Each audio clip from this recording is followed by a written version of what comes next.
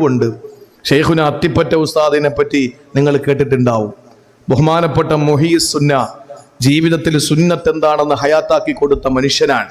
ഒരുപാട് വേദികളിൽ ഒരുമിച്ച് പ്രസംഗിക്കുമ്പോൾ ബഹുമാനപ്പെട്ടവർ ദുആക്കി വന്ന ഒരുപാട് വേദികൾ ഉണ്ടായിട്ടുണ്ട്. 40 ജമാഅത്ത് നടന്നു അദ്ദേഹത്തിന്റെ മയ്യത്ത് നമസ്കാരം.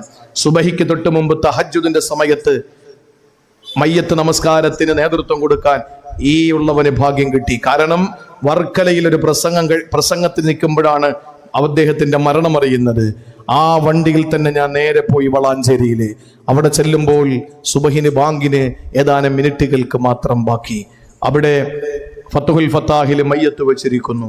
ആ മയ്യത്തടക്കാൻ വേണ്ടിയിട്ട് കൊണ്ടുപോകാൻ നേരത്ത് ബഹുമാനപ്പെട്ടവരുടെ ആ മയ്യത്ത് നമസ്കാരം കൂടി ആളുകൾ വരുന്നവരൊക്കെ കൂടി നിസ്കരിക്കാൻ.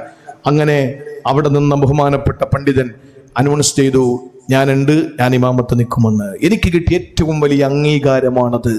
ഞാൻ ഇമാമത്ത് നിന്നു. വലിയ ഒരു ജനാവലി പിന്നിലുണ്ടായിരുന്നു. എല്ലാ കൂട്ടരും ഇമാമത്ത് നിൽക്കുമ്പോൾ അങ്ങനെ തന്നെ 40 ജമാഅത്ത് നടന്നു നിസ്കാരം. ആ മഹാനുഭാവന്റെ ചരിത്രം പറയുന്നത് അദ്ദേഹത്തിന്റെ ചില യാത്രകളിൽ ഉണ്ടാകുന്ന ചില അനുഭവങ്ങളെ പറ്റി അറിഞ്ഞു കേട്ടത് അദ്ദേഹത്തിന്റെ മകനിൽ നിന്നും കേട്ടിട്ടുണ്ട്, അബ്ദുൽ വാഹിദ് മുസ്ലിയാരിൽ നിന്ന്. എന്താണെന്നറിയോ, അദ്ദേഹം ഓപ്പറേഷൻ കഴിഞ്ഞിട്ട് ഇടതുഭാഗത്ത് ഇങ്ങനെ സർജറി ചെയ്തിട്ടുണ്ട്. ആ സർജറി ചെയ്തതിന് ശേഷം വലത് കൈയിൽ ഇങ്ങനെ സ്റ്റേ കൊടുത്തിട്ട് അദ്ദേഹം ഇങ്ങനെ കവിള് ചേർത്ത് വെച്ചിട്ട് കിടക്കുകയാണ്. ആ സമയത്ത് അദ്ദേഹത്തിന് ഈ കയ്യിൽ ഈ ഒരു കോട്ടൺ പഞ്ഞി കൊണ്ട് കവിളിലൂടെ നീരിങ്ങനെ വന്നുകൊണ്ടിരിക്കുന്നത് തുടയ്ക്കാൻ വേണ്ടിയിട്ട് പഞ്ഞിയുടെ ആവശ്യം വന്നപ്പോൾ പഞ്ഞി കൊണ്ടുവരാൻ പറഞ്ഞു, കോട്ടൺ. അതുകൊണ്ട് കൊടുത്തപ്പോൾ നിലത്ത് വെക്കാൻ പറഞ്ഞു. നിലത്ത് വെക്കാൻ വിരൽ കാണിച്ചു. നിലത്ത് വെച്ചപ്പോൾ എടുത്തിട്ട് ഇങ്ങനെ ഈ പഞ്ഞി കൊണ്ടിങ്ങനെ മുക്കിയിട്ട് പഞ്ഞി കൊണ്ടിങ്ങനെ ആ നീര് ഒപ്പിക്കളഞ്ഞു. ഇത് കണ്ടപ്പോൾ കൂടെ നിന്നവർ ചോദിച്ചു, എന്താ കൈ നീട്ടി വാങ്ങാത്തത്?